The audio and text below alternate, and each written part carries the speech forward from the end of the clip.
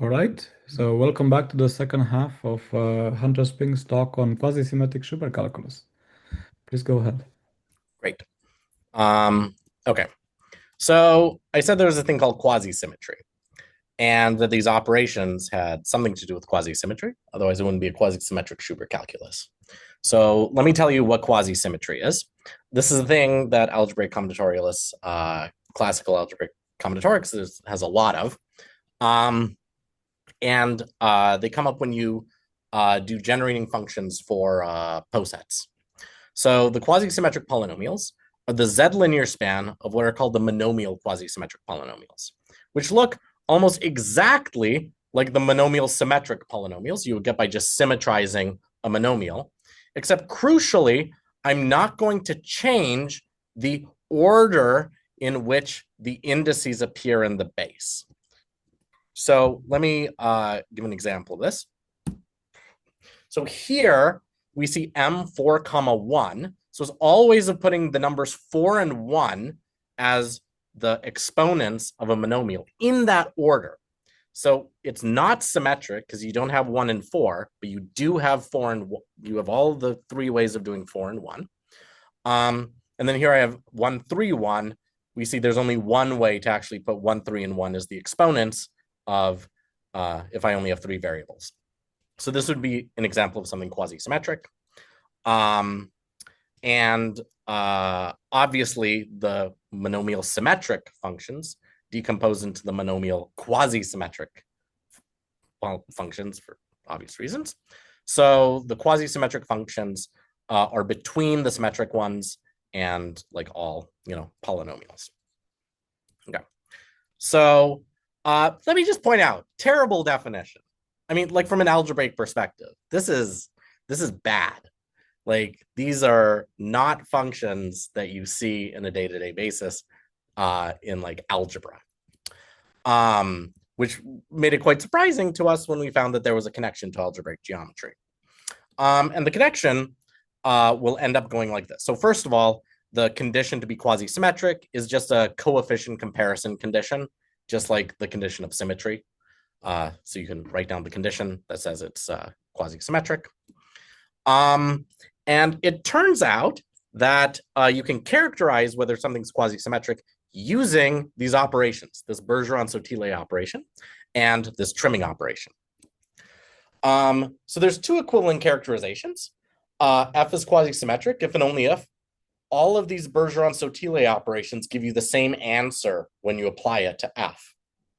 So that's quite nice because you don't need to write down the monomial, the coefficient comparison condition to write down this big equality. It's just a very nice thing that all of these algebra maps give the same answer.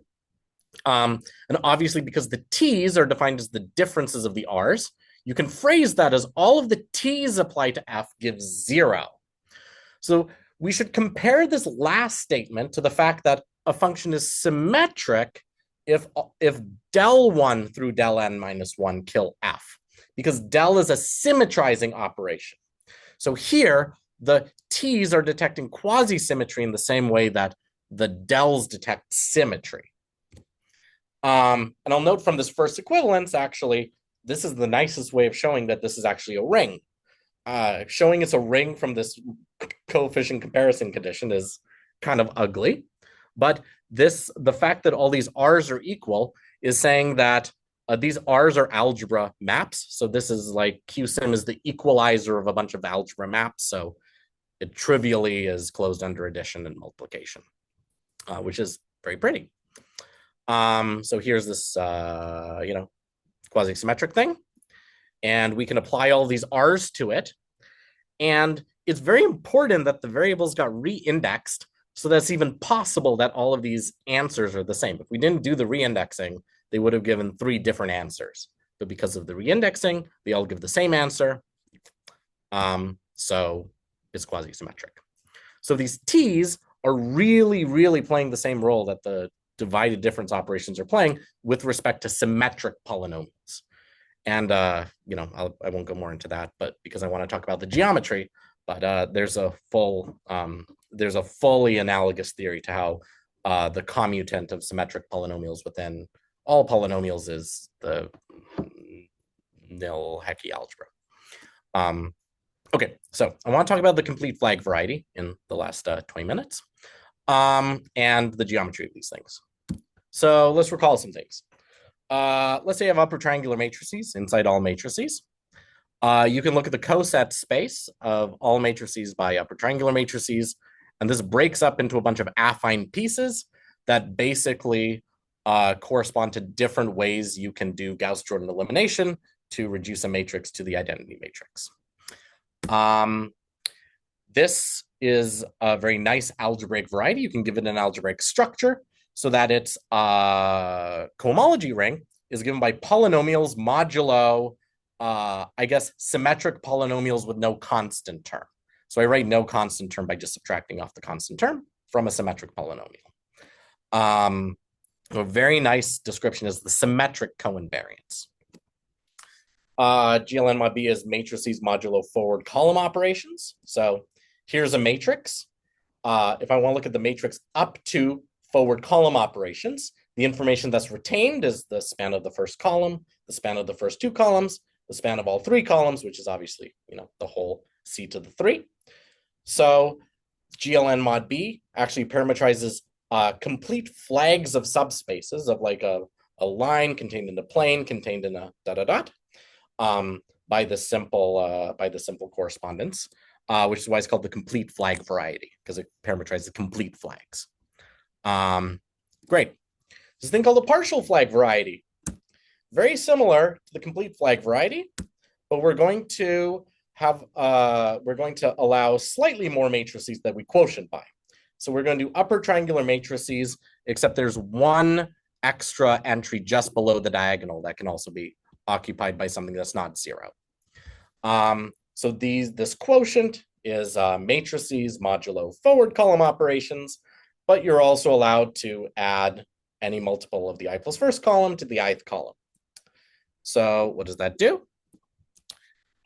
Basically what it does is it destroys the information of the ith subspace. All the other subspaces you can recover from these matrices, but you can't recover the ith subspace. That data was obliterated. So they parameterize partial flags of subspaces, where you have all of these subspaces except a dimension I subspace. Sorry, does someone have a question? All right. Okay, so there's a map from the complete flag variety to the partial flag variety called forget the dimension I subspace. And it literally corresponds to the further quotient map of quotient by B, and then you quotient by something bigger than B. Great, and I'm gonna call this pi I. Okay, so let's recall how Schubert polynomials are dual to Schubert cycles. Very beautiful story. There's a degree map pairing that takes cohomology classes, which are things you can integrate, and homology classes, which are things you can integrate on. And the pairing says, integrate the thing you can integrate on the thing you can integrate on. So you integrate it, you get a number. Great. In the flag variety, there are some operations on homology classes called, that Bernstein, Gelfand, and Gelfand introduced, called smearing operations. So what they do is you take your complete flag, you forget the ith flag, and then you put it back in all possible ways. And what this does is it smears your variety out in a certain direction inside the flag variety, and it increases the dimension of your variety by 1 when you do this. So there's these operations, they smear. So Bernstein, Gelfand, and Gelfand showed that the operations on homology are adjoint to these cohomological divided difference operations, the divided difference operations that we know and love, under this degree pairing. So fact number 1, they're adjoint. And fact number 2, the Schubert cycle is obtained by smearing the identity element, which corresponds to the Schubert cycle for the identity. You just smear it in all the directions associated to a reduced word, but in the reverse order. So this gives you like a recursive way of building these subvarieties. So what happens when you combine these two facts? So if I want to integrate a function on this variety, we can write this down in terms of this. We can just write down this pairing. And then we can use adjointness to move all of the homology operations to the other side where they become divided differences. And then this composite operation of divided differences combines to this del W operation. And it turns out pairing with a point corresponds to taking the constant term. So that exactly extracts the coefficient of a Schubert polynomial inside F when you decompose it into Schubert polynomials. So what this means is that the homology basis of Schubert cycles is Kronecker dual to the Schubert polynomial. So if I integrate a Schubert polynomial on a Schubert cycle, you either get 1 or 0, depending on whether or not they're indexed by the same thing. Very nice. Great story. Love it. Works in every type. Beautiful. Let's see how we can do this for the forest polynomials. So the key insight, which is actually shown by Bergeron and Sotile, this is one of the things they show, is that this Ri map, so Ri was this boring thing on polynomials that set a variable to 0 and then reindexed. This is adjoint to a certain geometric inclusion map from the n-1st flag variety to the nth flag variety. And that map is this one. It's the map where you do this. Oh, that should have been ABC in the top. All right. So the definition is this. If I tried to write it out in symbols, it'd be really hard. You put a 1 on the diagonal and you put zeros in those in the same row and column. Then you take your matrix and you kind of expand it out. So this is actually well defined. So it turns out it doesn't depend on the choice of coset that you a representative that you apply it to, which is nice. And now that we have something adjoint to the Ri map, we can now do something clever. We can define an operation, I'll call it Pi. And what it's going to do is it's going to be the composite of these two geometric maps, this psi I minus map and this del I H map. So you can include and smear. That's what Pi does. It turns out that it makes a P1 bundle over the previous variety. So when you apply these maps over and over, you get iterated P1 bundles, which is quite nice. But the important thing is that Pi, by definition, is adjoint to the composite of these operations done in the reverse order. So Ri del I, which is our Ti operation. So we define the quasi-symmetric Schubert cycle to be what you get when you apply all of these operations to the identity element in reverse order. And unsurprisingly, exactly the same computation for exactly the same reason shows that the integration on this quasi-symmetric Schubert cycle gives you the coefficient of one of these forest polynomials. So it turns out, you have to prove this. This is actually quite difficult to prove all of these things. You need to develop way more combinatorics in geometry than just stating this. But it turns out that there's a complex of toric varieties in the flag variety called the quasi-symmetric flag variety. And it has a homology basis given by these quasi-symmetric Schubert cycles. They're actually the closure of an affine paving, just like for the regular flag variety. And they're Kronecker dual to the forest polynomials, which form a basis in cohomology. So we define, now let's link this back to what we talked about near the beginning. So we have this quasi-symmetric flag variety that I'm just saying it's some complex of toric varieties. This turns out to be exactly these translates of, so these are Richardson varieties. So this is B, W, C, B, closure, intersect, B minus W B closure. These are those Richardson varieties who have those which motivated this whole operator idea to compute these degrees. So geometrically, we have these Richardson varieties, and we've translated them back to the origin, which actually does something very nice. It turns out that if two of these Richardson varieties corresponding to these operations phi WWC end up producing the same forest, then they get perfectly identified upon translation.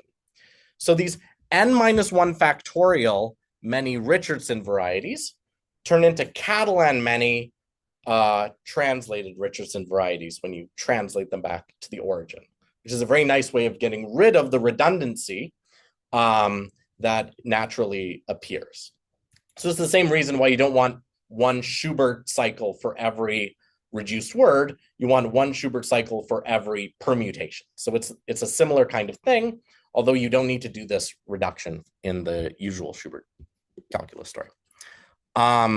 This also has an intrinsic description as if I take those non-crossing permutations that I wrote down before, then you can view it as the vanishing locus of all Plücker coordinates, which I guess they're called generalized Plücker coordinates when you do it on the flag variety.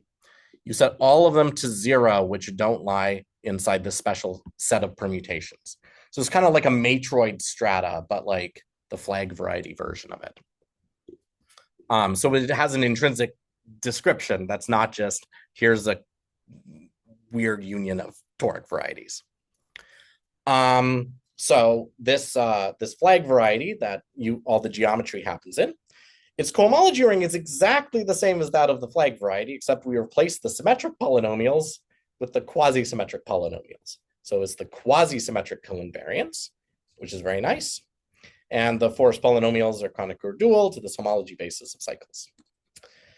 And if you actually want to show a statement like this and show all the geometry works out, you actually have to use equivariant geometry, and you basically have to prove every single thing anyone's ever proved about double Schubert polynomials.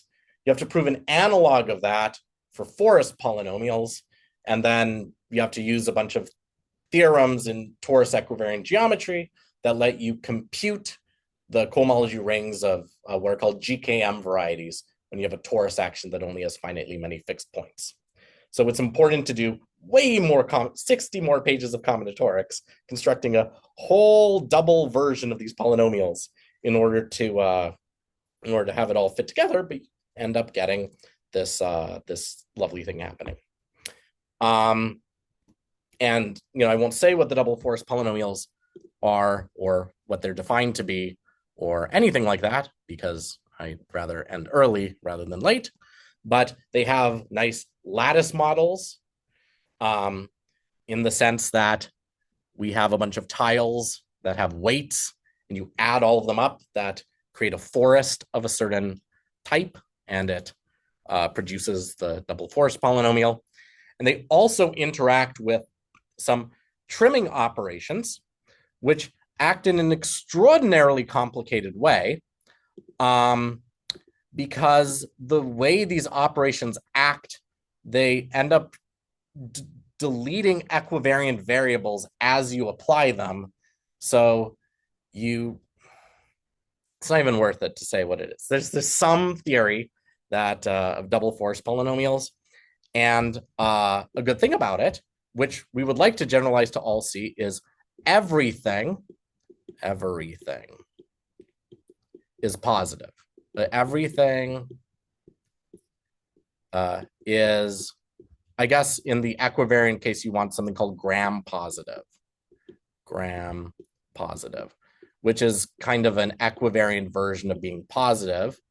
So it's gram positive for combinatorial reasons. So there are explicit combinatorial algorithms to work with these operations that allow you to explicitly show that These polynomials multiply positively. They decompose Schubert polynomials positively. There's a couple of other things you can show they do positively.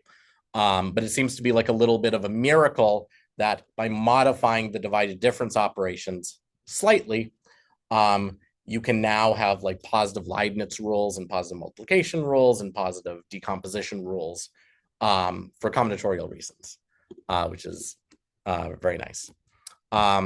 Okay, so thank you. Thank you very much. Thank you for a beautiful talk.